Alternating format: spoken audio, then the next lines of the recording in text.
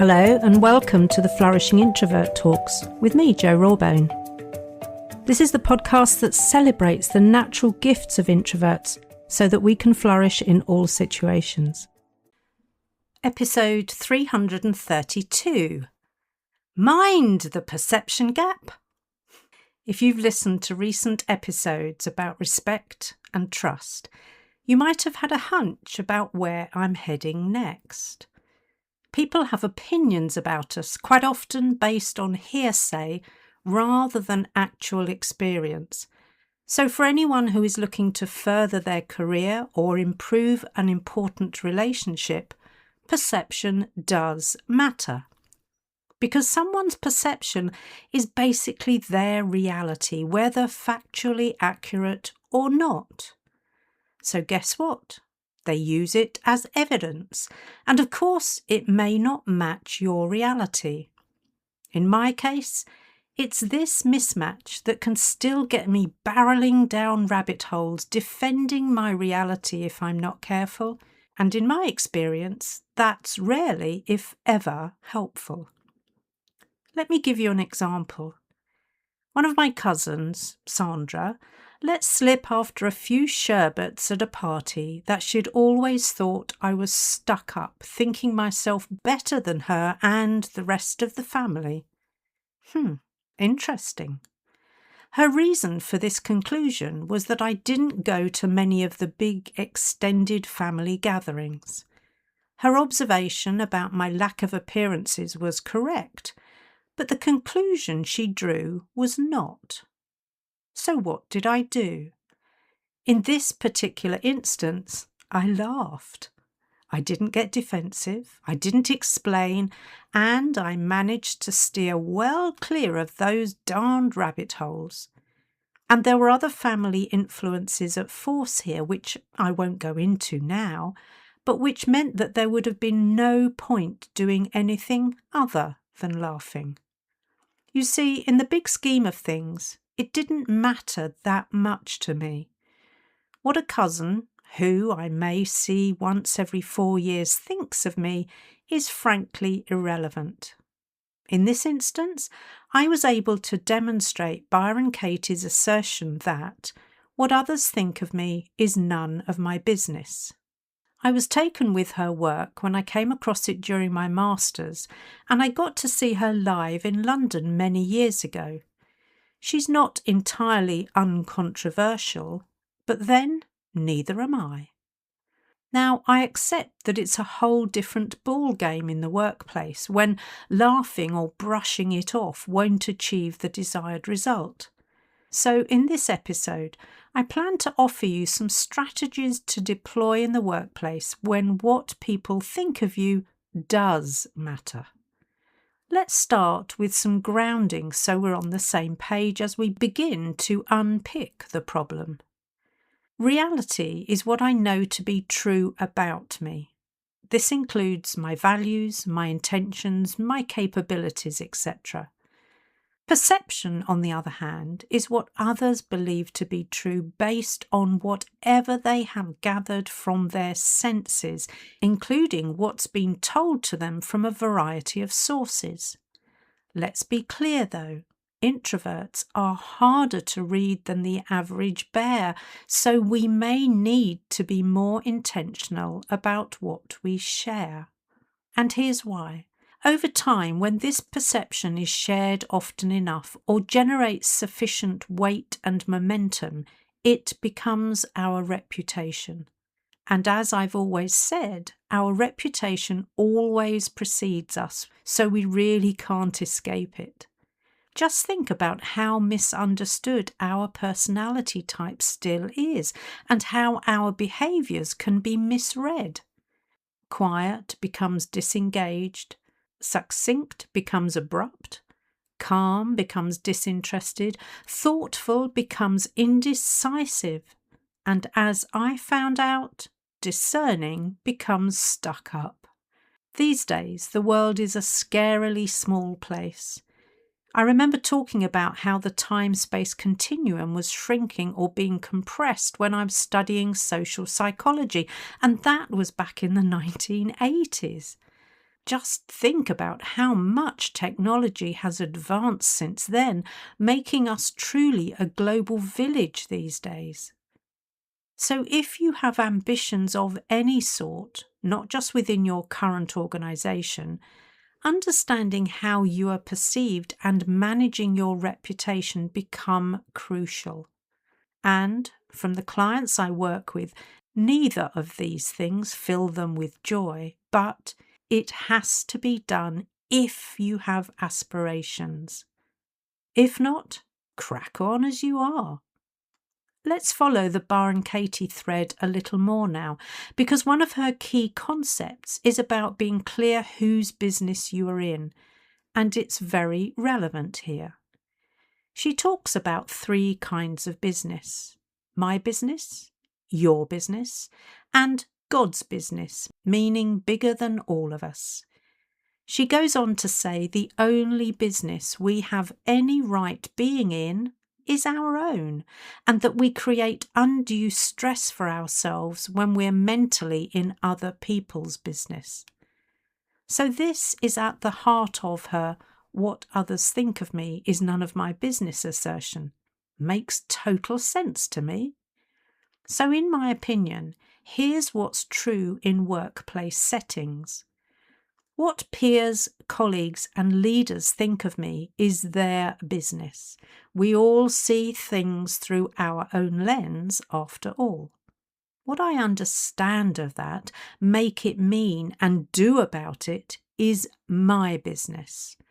To use another of Katie's concepts, I care, but I don't mind. I notice that I always shudder a little when people say I don't care, because it seems very heartless and just a little defensive to me. And looking at the state of the world right now, I can't help wondering if rather too many don't care. My view is that in the workplace, and in life actually, we need to care, but would do well to not mind about it, so we don't add to our stress load. In fact, what a beautifully simple idea that is, because to not mind is to not allow our minds to be occupied by other people's business. Links rather nicely to Viktor Frankl's concept of control and influence, which I talk of often in these episodes. This then is a useful mantra. Other people's opinions are not my identity, but their perceptions may provide useful data. Taking this further, in essence, we're talking about coming across as you intend. If I'm looking for a promotion or taking the step from senior manager to C-suite, what people think of me will play a huge part in how that journey goes. If their perception of me is not positive, I may not even get past stage 1. And it's important to be on guard for the unfounded limiting beliefs. Once we notice beliefs like, they think I'm not leadership material, and the emotion around that belief, it's time to ask the 4 questions that form the core of what Katie calls the work. She refers to these as her liberating questions, and they really are liberating. Not necessarily easy, but truly freeing. Number 1, is it true? Number 2, can you absolutely know that it's true? Number 3, how do you react when you believe that thought? Number 4, who would you be without the thought? Let's unpack these a little. Is it true that people think you're not leadership material? Have you been told that specifically? Or is it the conclusion you've drawn based on what you've made things mean? It gets interesting when I think of how I react when I believe that thought. There are times when I have shrunk, avoiding taking risks or seizing opportunities. There are times when I have become mardy and metaphorically taken my ball away. And there are times when I got defensive and belligerent, thinking I was showing them what I was made of. Well, I was, sadly, and it didn't serve me well. So what's possible? Who could I be without that thought? I could be more my natural self, steadier, clearer, calmer, less desperate to prove and therefore more able to demonstrate my quiet leadership in all of its glory. This gets me to acknowledge that the truth is maybe, just maybe, I was thinking that I'm not leadership material. I might even have done a great job of convincing myself that it's a truth. I realise that's a tough one to face, and there are probably a myriad of justifications I could provide. That belief could conveniently be a get-out clause, a fear-based excuse, or derived from a lack of confidence. None of these are comfortable in any shape or form, and yet seeing them for what they are is the most empowering thing to do. And when we choose to empower ourselves rather than waiting around expecting someone else to do it for us, we are truly beginning to be accountable for ourselves, which lays the groundwork for taking responsibility for our actions and caring about the impact we are having. What that groundwork has enabled in me is to not be careless about my impact, whilst accepting that I cannot be responsible for every opinion of me. I don't have the time or the will for that matter. That feels like agency around perception to me, because what I consistently communicate, withhold, signal or clarify is absolutely my business. Heidi Grant Halvorson, in her book No One Understands You and What to Do About It, posits that we all perceive each other through 3 lenses. The trust lens. Can I rely on you? I recommend you revisit the previous episode for more on this. The power lens. Do I need to pay attention to you? If you're looking for a promotion or to stop being overlooked and undervalued, I suggest you focus your attention on this lens. A client of mine realised that this lens was focused on them recently and therefore had some tough decisions to make. She had to make it abundantly clear that she was the authority on a particular aspect of her work when others, who knew far less, were trying to use spin to outrank her. It's not her natural style, but her knowledge, skills and competence enabled her to claim her place at the table without embarrassing any of the pretenders. Because this can be about asserting your relevance, here are a couple of things that may help. Rather than shying away from the power play, articulate your contribution in ways that align with their priorities. Demonstrate strategic decision-making based on solid ground, and hold yourself and others accountable. Those 3 often work like a treat. And the third lens is the ego lens. Do you threaten my status or identity? This is typically far trickier, as it's about being neither sycophantic nor subservient. So, demonstrate appropriate humility, ensure your competence is useful, not comparative, and signal respect explicitly.